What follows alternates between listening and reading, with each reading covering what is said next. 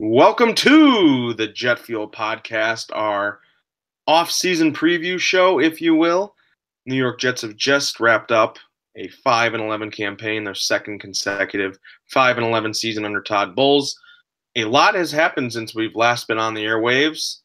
In case you forgot who I am Matt Barbado, founder, editor-in-chief of nyjetfuel.com. I am joined this evening by Adam Zalanka.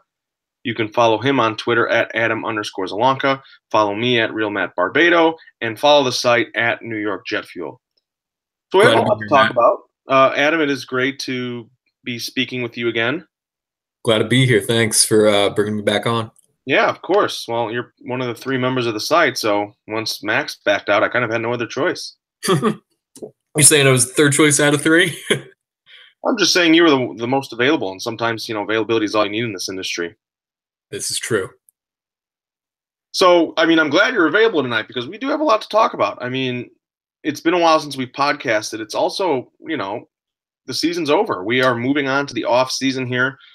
Once again, the New York Jets are not in the playoffs. They are now, I think they have the third longest streak in the league behind Cleveland and Tampa Bay at 7 years without a playoff appearance. But I would say, now tell me if I'm wrong here, Adam. I would say things are sort of on the upswing for the Jets. They showed sort of solidarity and continuity with the plan by signing Mike Maccagnan and Todd Bowles to 2-year extensions, matching 2-year extensions that go through the 2020 season. The Jets obviously defied expectations, and yeah, a 5-11 season is not what you're looking for every year, but it's better than the 1 or 2 win season many were expecting for the Jets. So they exceeded expectations in that regard. And that's sort of how that sort of segues us into this, first topic of this off-season preview podcast. Like I just said, the Jets exceeded expectations. It was a year that you could sort of hang your hat on as a developmental year that went a little bit better as expected. My question to you is, how aggressive with all of the cap space and the draft picks? They have a lot of assets in the draft. I think they have 3 picks in the first 2 rounds and 4 or 5 in the top 50. I think they have 4 in the top 50. How aggressive should the Jets be this offseason? Well, Matt, it depends on the position. There are certain positions that they should absolutely be figuring out pronto. It is not ideal. I don't mean to echo too much what you just said, but finishing the same record 2 years in a row when that record is 5-11 is not ideal. But the Jets, at the same time, defied expectations because they played 2017 with arguably a worse roster, a worse-looking roster than they did the year before. Fewer veterans, a purge. About 10 months ago, we were dealing with a purge of that roster that extended into June with the likes of David Harris and Eric Decker. No more Nick Mangold. We were looking at a roster without a lot of its players we knew were talented. Now, with a year of rebuilding under the Jets' belt, we can pick out some of those success stories and some of those players who are talented. Are all of them currently under contract? No. And I think the first thing they should be aggressive in is retaining certain free agents. That's something we can definitely be discussing in the coming weeks, and we will be. You've got Austin Seferian-Jenkins finished up his 1-year redemption contract, sort of redeeming his career in New York. He was certainly a success story in 2017 on this team. You've got the likes of, off the top of my head, I'm trying to think of everything that's not a quarterback because that's what this is building up to. The position that is not yet solved is quarterback. But what is solved is that we can say with pretty much 100% certainty, and I said that not 100% certainly, but you feel more confident than ever that the future of the quarterback position is not currently on the roster of the New York Jets because Josh McCown is going to be another year older and was more than serviceable in certain games this year until he got hurt and was placed on injured reserve. And then we got to find out that not only is Bryce Petty not fit for the job, and he's barely fit to be a backup, but Christian Hackenberg must be even further away. I'm finally starting to buy into this idea that the less we see of him in regular season action just equates to the more we're sure he's not ready for the field. I don't know what Bowles and Mack have in mind there.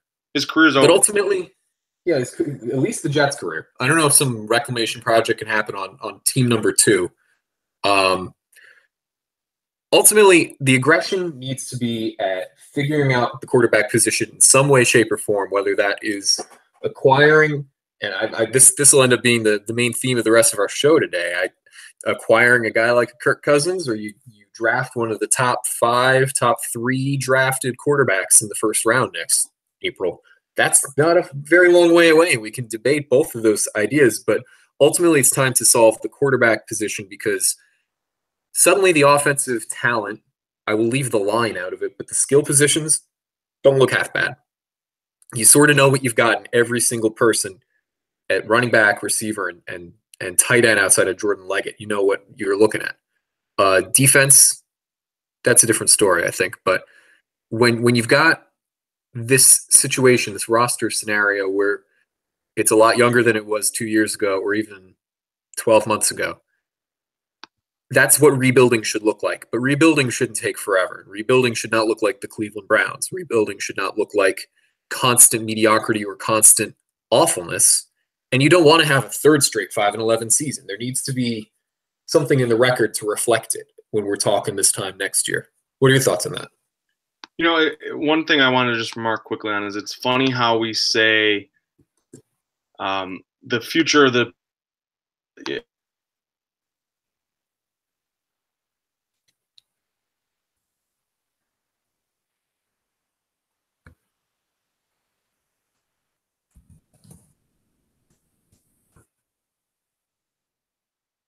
Huh?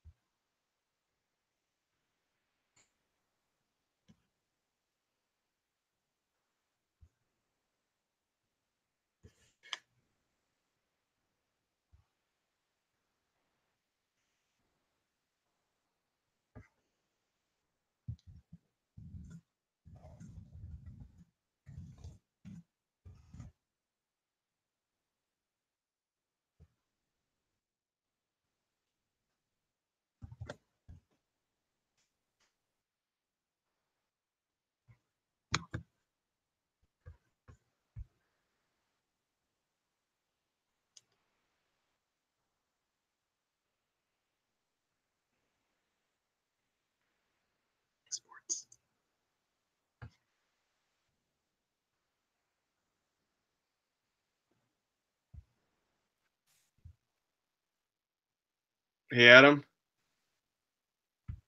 Hey, I just heard you real quick. Okay, I'm back. Fucking internet crapped out. So That sucks. Would you want yeah, to start so it over? from the top because we didn't go too far in it. Do you know where you lost me?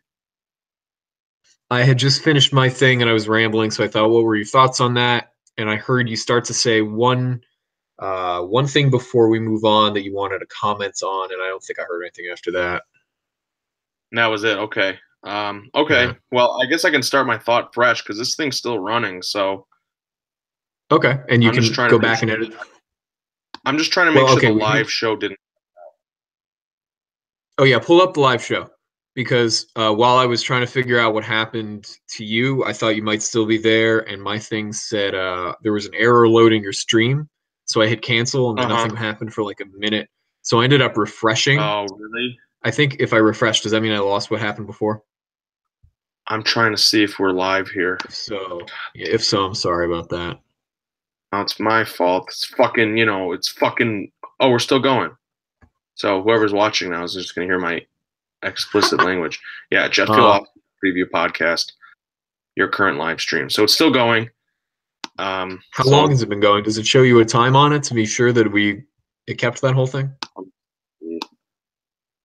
See if I can go back. Podcast, your current live stream. So it's still going.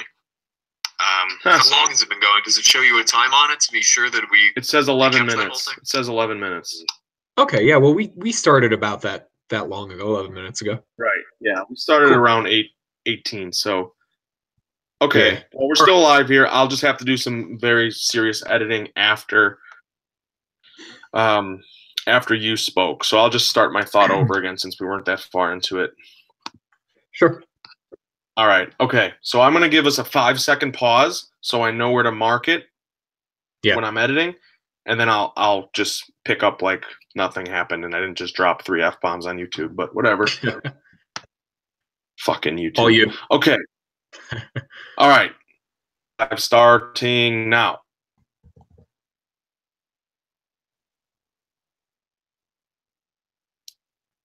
Well, it's funny, Adam, because we have, I feel like for the past few off seasons, said the same exact thing about the future answer in the quarterback depth chart isn't on the roster right now, and it's funny because we keep saying that and we're partially correct because yes, the future answer hasn't been on the roster, but the Jets have just made signings like Ryan Fitzpatrick and Josh McCown that sort